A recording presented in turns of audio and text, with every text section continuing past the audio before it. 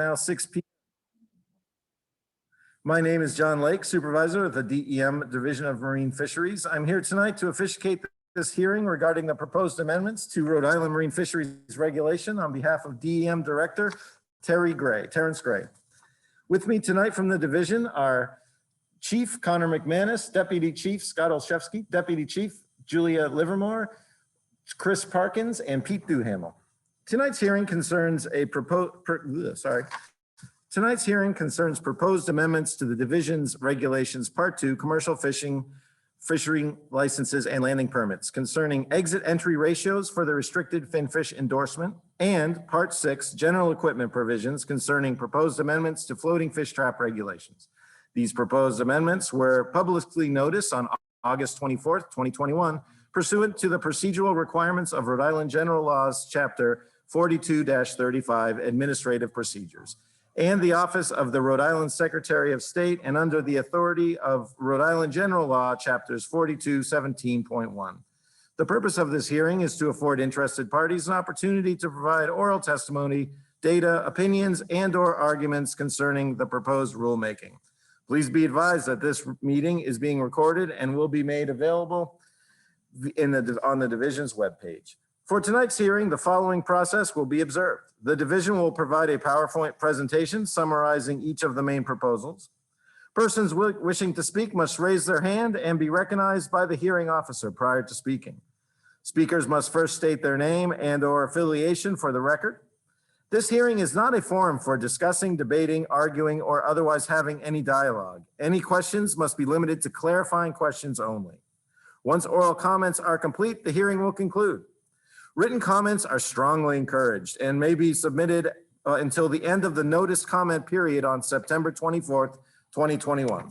Division staff are available to answer questions regarding any of these proposals.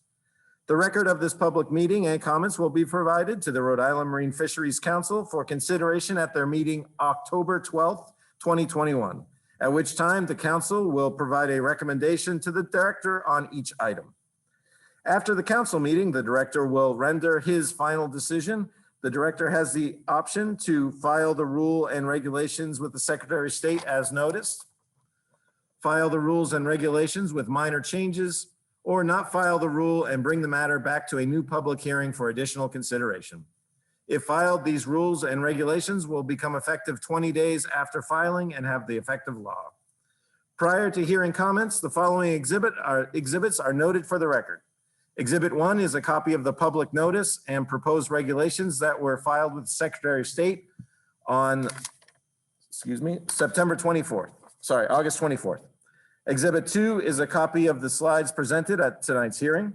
Exhibit 3 is a copy of the draft 2022 sector management plan. Exhibit 4 is a copy of the cost benefit analysis prepared for the Office of Regulatory Reform. Exhibits 5 through 7 are written comments on the restricted finfish endorsement that have been submitted prior to this date. So without further ado, let's get to the presentation.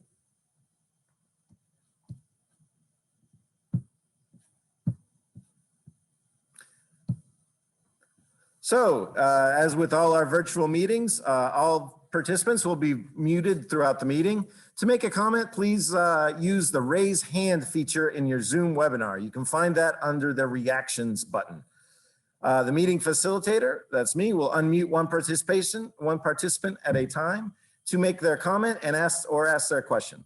The participant will then be remuted. Please minimize background noise while you're unmuted, and thanks for your consideration. All right, so the first item up for comments are the exit entry ratios for our principal effort license restricted finfish endorsement. We have 3 noticed options. Option 1 is status quo. That's a 1-to-1 ratio. For each license not renewed, 1 new restricted finfish endorsement will be available for issuance in 2022.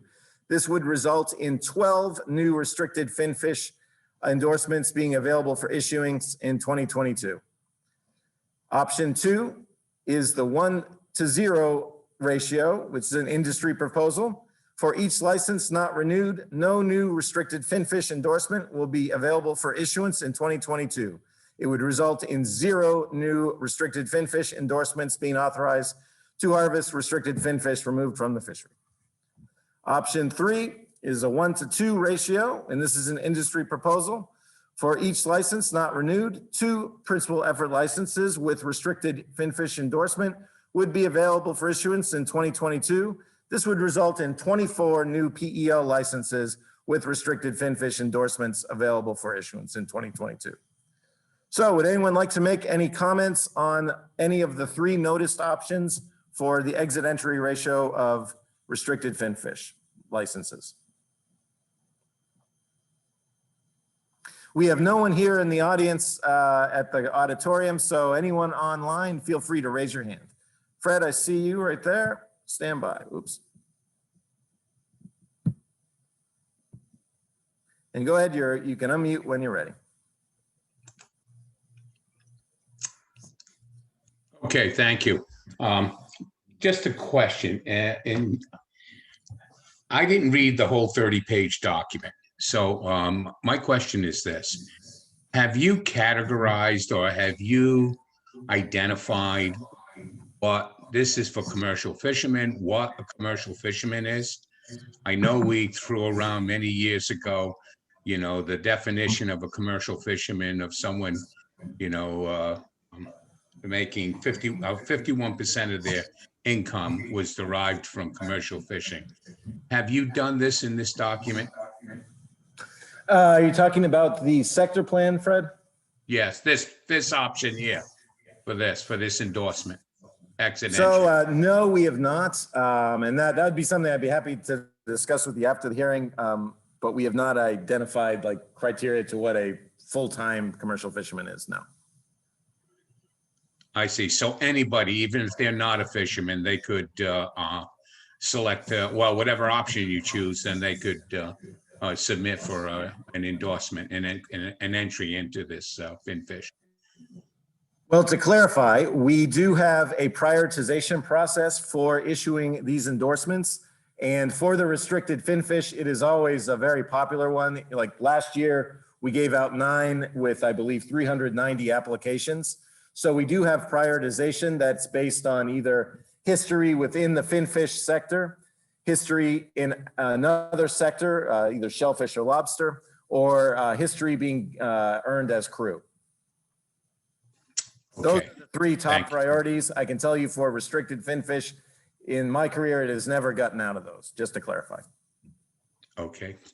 Thank you, John, for that clarity. I'll just make a brief comment here. When this first came out, I put it out to the 300 plus on the listserv. And I essentially got about, I'd say a third, maybe 40%. And I'll just relate to you, 40% opted to continue the ratio of 1-to-1. Another 30% continue to option 2, where it be 1 and no endorsement, no entry. They would have to pay, as they said, $25,000 like all of us have already done. And the last one was a 1-to-2. And most of those were individuals that do not have that have in-state license, and they would like to have more options and obviously get into the quoted species. And that was about 30 or 40% that opted that way. And, you know, I'm inclined to think a little bit about 3 as a consideration, only because I do apprenticeship programs. In order to maintain and sustain this industry into the future, I think it's necessary to encourage youth and the next generations to have access. But I can see where a lot of fishermen would be upset because they had paid a substantial sum of money to receive their endorsement. So it's something that you're going to have to work out, but that's my opinion. Thank you. Thanks for that, Fred. Any other comments on our exit entry ratio for the restricted finfish endorsement?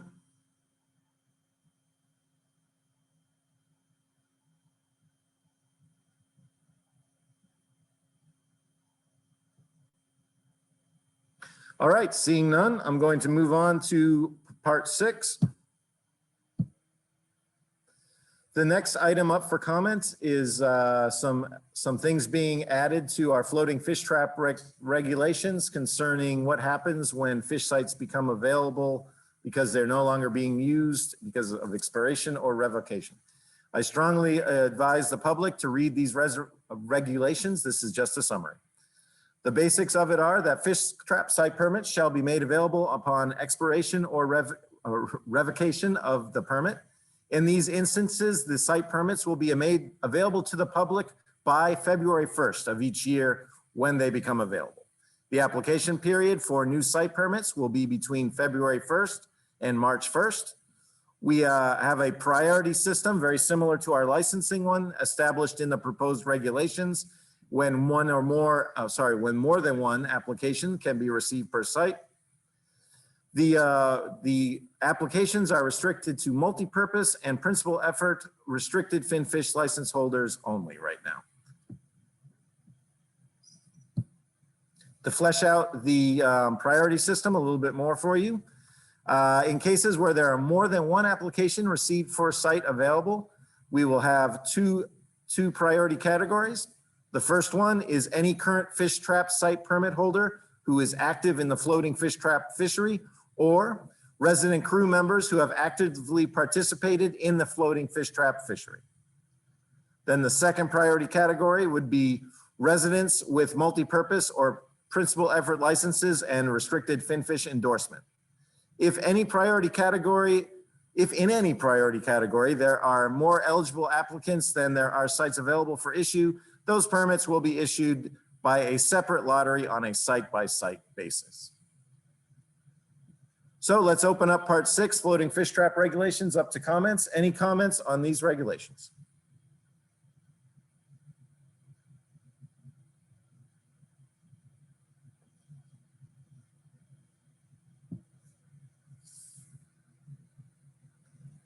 All right, I'm seeing none. So that will end this hearing. Since there are no further comments to be presented at this time, on the behalf of the Department of Environmental Management, I'd like to thank you all for attending and for your comments. At this time, I declare this public hearing to be closed. Again, please be reminded that the public comment period will conclude at 4 p.m. on September 24th, 2021. So you still have a couple weeks to get comments in writing. Feel free to contact anyone on the staff if you have any questions. My name is John Lake. My phone number is 401-423-1942. Thanks, and have a great evening.